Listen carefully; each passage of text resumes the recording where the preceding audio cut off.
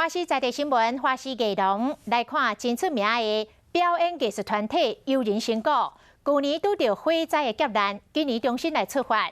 12月要举办巡回表演，要伫2020年的尾声，就由鼓声安定，因为疫情惊狂的人心，为台湾祈福。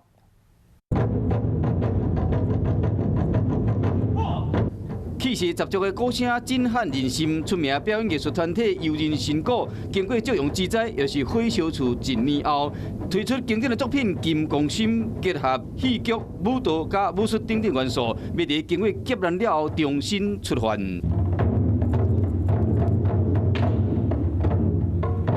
新冠肺炎疫情危害民间是人心惶惶，悠人成果选伫2020年底展开全台巡演。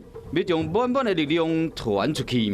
全世界仍然在疫情的恐慌当中，而这个感恩的力量也是帮助整个台湾，让我们可以稳定、平稳的继续生活下去。鼓声的共振，让我们慈悲的力量能够共振到世界。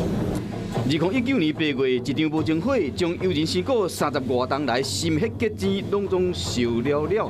今麦悠人成果浴火重生，带着祝福加感谢，将因的坚强化为鼓声，为台湾祈福。